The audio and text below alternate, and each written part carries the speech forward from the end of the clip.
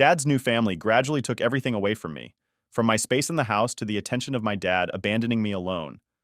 Growing up, my dad and I were super close, like best buddies close. My parents split when I was just a baby, and I ended up living with my mom during the week and spending every weekend with my dad. Those weekends were the highlight of my week.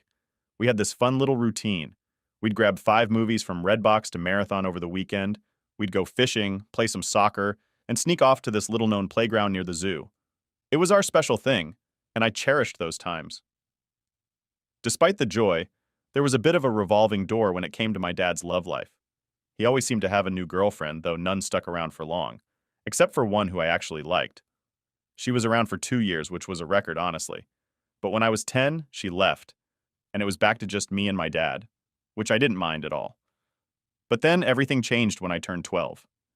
My dad met the woman who would become his new wife.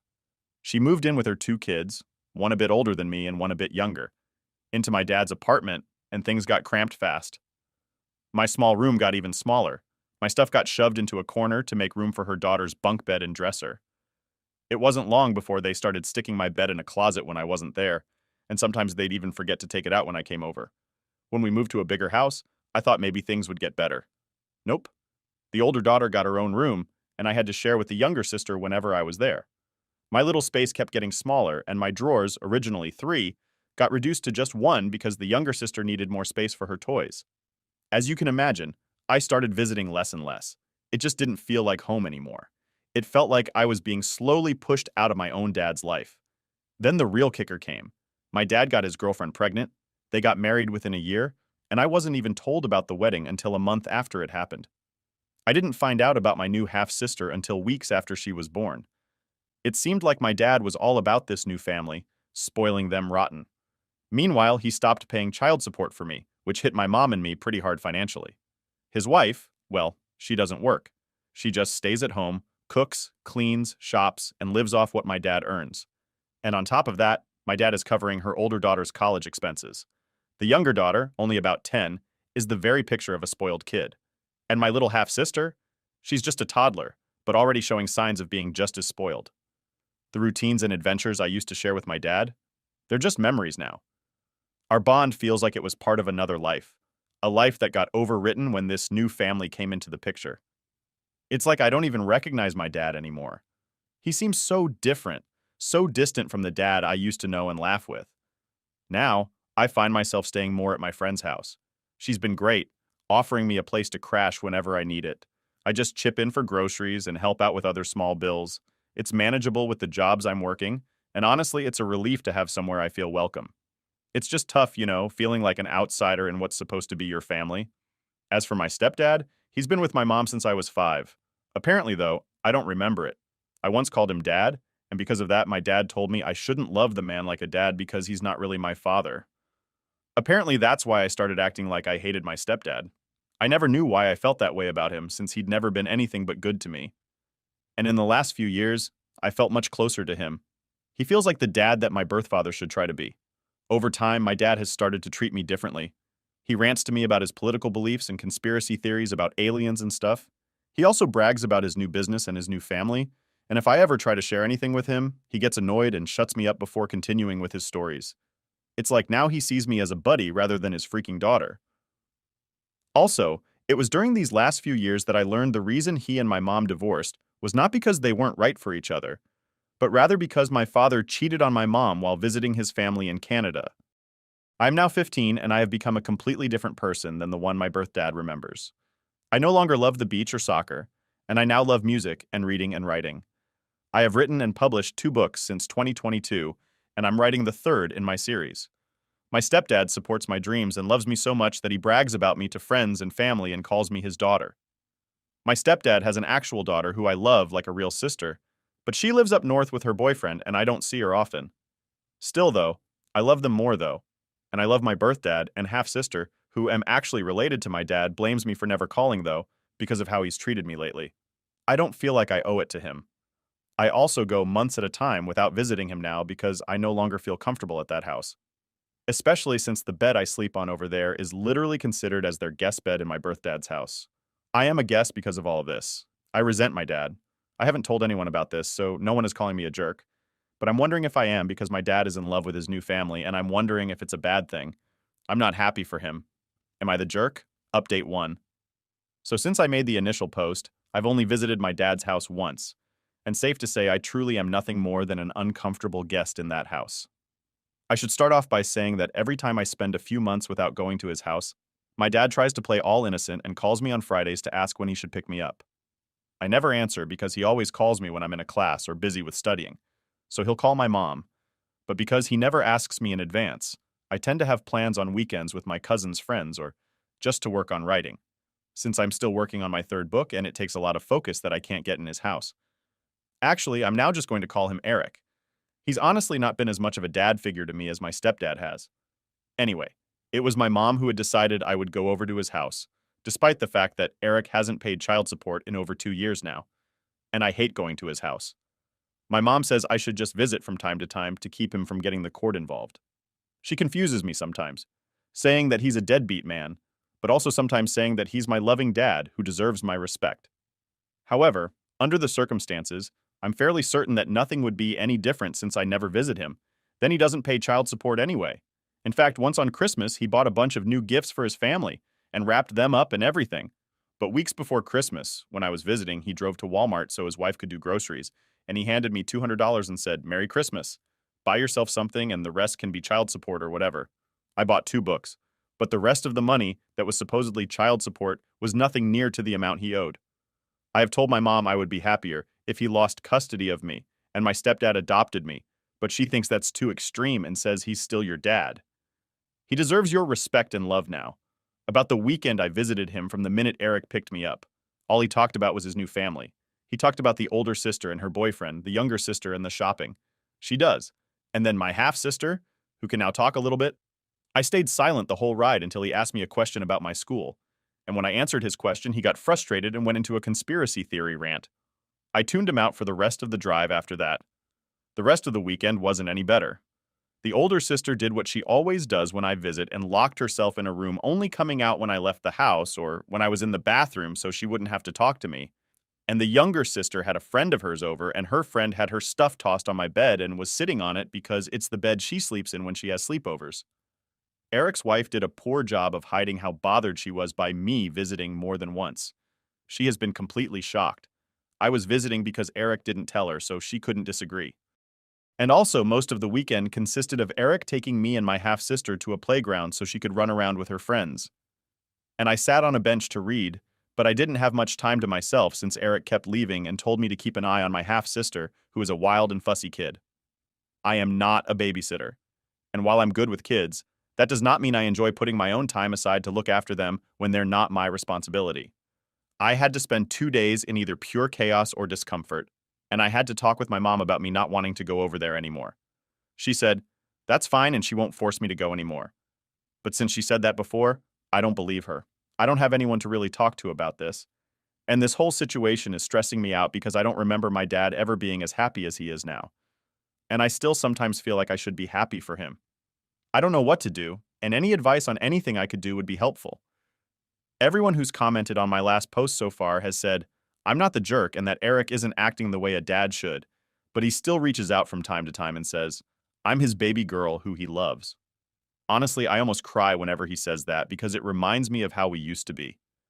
Am I overthinking all of this or overreacting? What should I do? Am I the jerk here because I'm not happy for my dad?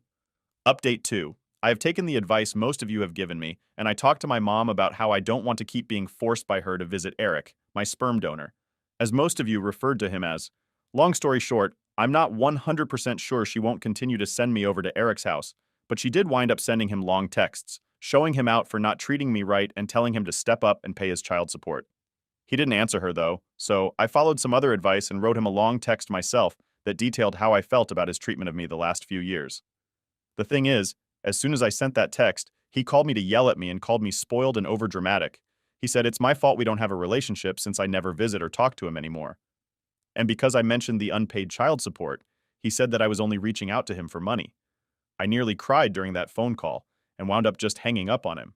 He sent some angry texts to my mother as well, but later that day he left a voicemail on my phone saying, "Money is kind of tight for me right now. I'm completely broke. You know I love you, right?" The thing is that I know that's a lie because I'm always seeing my younger stepsister make TikTok videos showing off the Sephora and other expensive, crappy buys her all the time. I think I'm done trying. And some of you suggested asking my stepdad for help. I wish I could, but when I asked my mom again if he could adopt me, she said something that absolutely crushed me. Apparently, my stepdad himself said he doesn't feel like he should adopt me.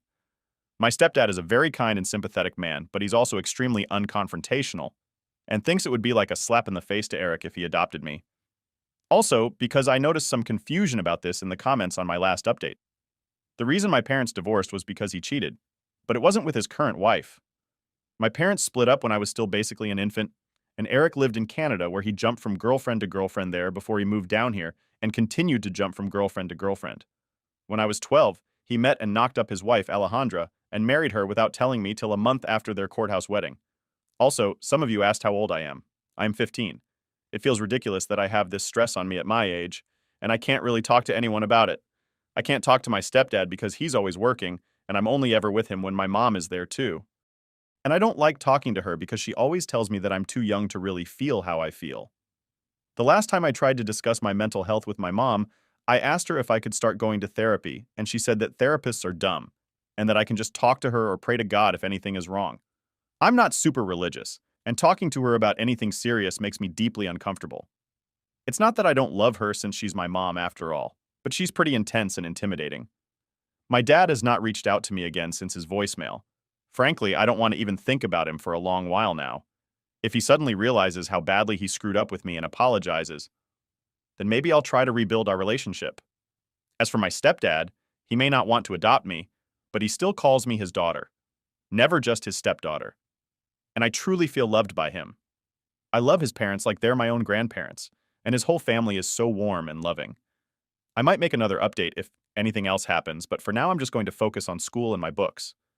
Maybe now that I understand that Eric really doesn't care that much about me anymore, I can finally focus on finishing my third book. I dedicated my first book to him, and I honestly don't regret it. I dedicated the book to the dad he used to be. It's not like he'll ever read that book, since he doesn't think it's smart that I want to be a writer. But I don't care. I'm done. Thank you to everyone who gave me advice and told me I wasn't a jerk. I feel so much better with those reassurances. Thank you. Update 3. A lot of you were saying that I should talk to a school counselor or something. He thing is that I do virtual homeschool and my mom works from home a lot, so I'm honestly just a bit too scared to try that. Plus, even if I did talk to my counselor without my mom being around here, I really don't trust any adults to keep these kinds of things to themselves. I know that sounds a bit dumb and paranoid, but it's really just how my brain thinks. A lot of you also said that I should bring up the therapy thing with my mom again, but I know for a fact that won't work. My mom really doesn't believe in therapy and believes that praying to God or having her preach about the Bible to me will solve everything. As for my stepdad, I love the guy like a real father, and I see him as my true dad, even if he doesn't want to adopt me. But he really is no help with the therapy issue either, because he always just agrees with whatever my mom says to avoid arguments. But I'm doing fine right now, though, and I honestly think things are going to start getting better. And I think this because I'm pretty sure my mom is finally going to file for sole custody and court-ordered child support. One thing I guess I should have made clear is that my parents sorted out their custody and child support agreement amongst themselves when they divorced. The agreement is that I spend weekends with my dad, and he pays my mom $100 per week. I'm pretty sure my dad only stuck to that agreement to keep himself looking good until he could finish his US legalization process. Since he used to be an immigrant from Canada once he was legalized, he stopped paying child support and began spoiling his new family. Anyway, I went to my dad's house last weekend. This time, my mom didn't force me, and I actually decided I wanted to go because I wanted to give my dad one last chance. He picked me up from my mom's house, and we didn't get down the street before we were fighting. I was excitedly telling him about a business idea I had where I can make book boxes and sell books with DIY necklaces and hand-entered bookmarks that match book covers. And he was telling me my idea was stupid and unprofitable and a waste of money and time. It was an hour-long drive to his house, and he was getting political or angry over every little thing I said when I told him I was thinking about applying to colleges like Harvard or University of Chicago in the future.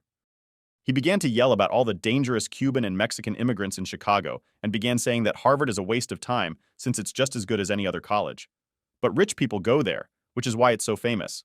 I wound up yelling at him that he can't act so high and mighty over non-white immigrants because he was also an immigrant not too long ago. Also, I never understand why it is my dad is always so racist about Hispanic people when my mom and his current wife are both Latinas. He went on one rant after another, and I was so sick of it that instead of staying quiet like always, I actually argued back because of that. My dad spent the whole weekend complaining about my bad attitude. I told my mom about all of this. I think the final nail in the coffin that finally pushed her to want sole custody was when I told her about a rant. My dad went on about the difference between men and women. I wound up memorizing and writing down everything he said and texted it to my mom. I asked her not to talk to him about it, but she was pissed at him. Here are some of the things he said. 99% of women want to latch on to rich men. Nearly all women are greedy. And I'm oil. Men don't like successful and independent women because they're prideful and bossy. It's more important for a wife to respect her husband than it is for him to respect her. It is wrong for wives to make more than their husbands, and so much more. And then he smiled and said, "But you're the exception. Pretty girl." There was so much more that happened just last weekend. Like him saying, "Some of my guy friends don't count as real men." Then say some of them are gay and trying to tell me my summer volunteering opportunity in DR is a bad idea since the people there are different. Even though my mom's side of the family comes from there, I won't list every annoying thing he did, and I'm finally done. This was his last chance and he blew it. I just want to say, I'm pretty sure my mom is not sending me over anymore. She spent all morning looking for my birth certificate because she's wondering if she needs it for court. She wants to get me full time. And if my dad paid child support at the moment, he owes a lot of child support, and having him contribute financially would help me so much with preparing for college. Also, I did not mention the names of my books in the other posts. I didn't share them because I didn't want a bunch of internet strangers seeing my social media tags at the back of the book. But I will share the titles with anyone who DMs me. I will probably make another update if anything else happens. Hopefully my next update will be after we've gone to court. Now for the top comments before the update. You are not the jerk. Divorces and parenting are complicated. Your bio dad sounds like a real jerk. He is utterly and completely failing you. I understand why your mom and your stepdad are trying to help you have a relationship with your bio dad. It's one of the things parents are encouraged to do in divorces, because most of the time it's better for the kids. And if your parents had a court order that gave your bio dad visitation on the weekends, then she could be in trouble. If you didn't go to your dad's for your stepdad, he can't adopt you unless your bio dad's parental rights are terminated by a court. And if bio dad fights it, it would be a mess. Estes' reluctance to pursue the kind of court battle while you are still legally a minor actually makes sense. And I would strongly bet it has nothing to do with his feelings for you. He shows his love for you and your place in his heart every day. You don't need him to adopt you for high and to be your father. He already is. Please don't let his concerns about the legal mess trying to adopt you would be make you think he loves you any less. I'm glad your mom is going to go for both full custody and child support. Your bio asshole needs to be held accountable. I'm so sorry for you that you lost your bio dad. He may still be alive, but the father he was is dead. But you did nothing to cause it. He's just putting all his energy into the woman who I'll see meets his physical needs and leave it at that. It's an unfortunately common problem. Congrats on your books. It's so impressive. Update 4. After the last time I wrote here, I had this tiny hope that maybe, just maybe, things would settle down a bit. Like maybe we'd hit the peak of all this drama, and things would start to smooth over. Nope. Not even close. Instead, things just cranked up to a whole new level of crazy. It started off with a discovery that felt like a slap in the face. I was over at my dad's place, which is already a big ask for me these days, and I was killing time waiting for the awkward dinner that was bound to be as enjoyable as a root canal. I was flipping through some photo albums because nostalgia's a heck of a thing, and what I found almost made my heart stop. You know those old photos of me and my dad fishing and kicking the soccer ball around? Turns out, they've been updated. Yeah, updated. His wife's son was photoshopped into my place like I was just erased from those memories. It was like finding out you've been ghosted, but in the most literal way. I couldn't let that slide. I confronted him right there with the album in my hands, asking him what the heck was going on. And my dad, oh man, he actually tried to defend it. Said something about making sure her kids felt like they were part of the family from the start, as if I suddenly wasn't part of that family. It was insane. His wife jumped into the fray, of course, saying I was making a mountain out of a molehill, and that family isn't just about blood relations, but about who's there in the present. Yeah, right. I was so angry I was practically shaking, and then my dad decided to drop another huge piece of news right then and there. He casually mentioned he was thinking about legally adopting his stepson. That just about blew my top. He said it was all about securing the kid's future because that's what a real dad does. That felt like a punch to the gut, hearing him imply that somehow his stepson was now more his kid than I was. I stormed out of there, called my mom, and told her everything. She was livid. By the time I got home, she was already on the phone looking up lawyers to figure out how we could change the custody situation because it was clear Eric, yeah, I'm just calling him Eric now, had moved on and I was just an afterthought. But here's where it gets even crazier. My stepsister, who's pretty awesome and has been a real rock through all this, decided to vent a bit on social media about the whole messed up situation. She didn't think much of it, just a little support rant, but it blew up. Suddenly, there were tons of people chiming in. Most were super supportive, saying how messed up the situation was and siding with me, but then there were others who accused me of being dramatic and airing family dirty laundry online. It was wild seeing how many people had opinions on my life. Amidst this social media storm, I got a message out of the blue from my dad's sister, my aunt, who I haven't really talked to much in years. She'd seen the post and was shocked. Turns out my dad hadn't been sharing much with his side of the family about what was going on. She was really upset about how things were being handled and invited me to come spend some time with them next summer. She said it might be good for me to reconnect with that side of the family without Eric's influence looming over everything. Honestly, it felt nice to know that part of my family was reaching out and that they cared. It was a small silver lining in this whole mess. Now, back at home, things are gearing up for a serious showdown. My mom's talking to lawyers about how to get full custody and possibly back child support. Because let's face it, Eric's been more focused on his new family than on fulfilling his responsibilities to me. It's a lot to process, and between school and trying to keep up with my own life, it feels like I'm constantly caught in a storm. I've been doing a lot of thinking, a lot of talking with friends, and the few family members who are in the loop. And the more I think about it, the more I realize that maybe this whole legal battle might be for the best. It's clear that things aren't going to change on their own, and if my mom can get full custody, maybe it'll finally be a wake-up call for Eric. Or maybe it won't change anything with him, but at least it'll give me some stability. It's weird, how everything you thought was stable can just flip upside down. But I'm hanging in there. Thanks to everyone here for the advice and support.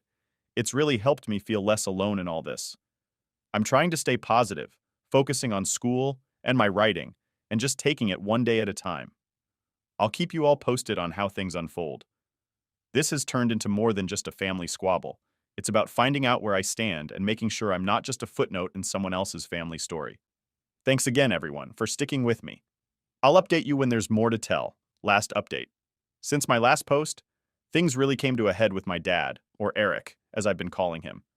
My mom decided enough was enough and started the process to change our custody arrangement and handle the child support that Eric had been dodging. It felt like a huge weight was about to be lifted, but it also meant gearing up for a court battle, which nobody was looking forward to. The weeks leading up to the court date were intense. My mom was on fire, gathering all the necessary documents and talking to our lawyer almost daily. I was a bundle of nerves. Part of me was angry at Eric for letting things get to this point. But another part of me was sad because it felt like I was officially losing the dad I used to know and love. The one who taught me to fish, who cheered the loudest at my soccer games, and who could always make me laugh with his terrible dad jokes. The court day finally arrived, and it was as tense and uncomfortable as you'd imagine. Sitting there in the courtroom, listening to the lawyer lay out all the ways Eric had failed in his responsibilities, was tough. They talked about the missed weekend visits, the unpaid child support, and how his actions, or lack thereof, were affecting me. It was a lot to process, and I felt everyone's eyes on me, like I was some character in a courtroom drama show. Eric was there, of course. He looked like he'd rather be anywhere else but there. When it was his turn to speak, he gave a bunch of excuses. Money was tight, his new family needed him, he didn't realize things were so bad, etc. It was the same old song and dance, and I could tell even the judge wasn't buying it. The look on the judge's face was one of skepticism, and I could almost hear the unspoken words, "Really, man? That's all you've got?" The judge was firm but fair. He asked Eric pointed questions about why he thought the situation was acceptable, why he thought it was okay to just start a new family and forget about his old responsibilities. Eric stumbled through his answers, and I saw him glance my way a few times, maybe looking for some sign of support or forgiveness. I just sat there, feeling a mix of pity and frustration. In the end, the judge ruled in our favor. My mom was granted full custody, and Eric was ordered to pay all the back child support he owed. It was a relief, sure, but it didn't feel like a victory. It felt like the end of something. A final acknowledgement that the dad I grew up with wasn't coming back. Walking out of that courtroom, I felt lighter in some ways, but also incredibly sad. It was like I was mourning the loss of my dad all over again, even though he was right there. He tried to talk to me afterward, tried to explain himself, but I couldn't handle it right then. I just nodded, said something about needing time, and left with my mom. The next few weeks were quiet. I threw myself into school and my writing, which has always been my escape. My books are doing well, and I've started working on a new one inspired by, well, all this mess. It's therapeutic in a way, turning my pain into stories, into something that maybe someone else out there can relate to and find comfort in. Eric has reached out a few times since the court date. He sent texts, a few emails, trying to bridge the gap between us. I've responded, but it's been short and non-committal. I'm not ready to let him back in, not fully. Maybe one day, but for now, I need this space to heal, to figure out who I am outside of all this drama. My mom and stepdad have been my rocks through all of this. They've supported me, given me space when I needed it, and just been there, which is more than I could have ever asked for. My stepdad in particular has really shown me what it means to be a dad, not by blood, but by action, by choice. It's given me a lot to think about what family really means and what I want my future to look like. As for this blog, this community that's been with me through every up and down, I can't thank you enough. Your comments, your support, your advice, it's meant the world to me. It's helped me feel less alone, less crazy for feeling the way I do. I'm not sure how often I'll update here moving forward since I'm hoping to put all this behind me, but know that I'm grateful for each of you. So here's to new beginnings, to moving forward, and to finding happiness wherever we can. Life's too short to hold on to grudges or to wait around for other people to change. We have to take the reins, make our own paths, and find our own peace. Thanks for being part of my journey. Here's to making the next chapter a good one.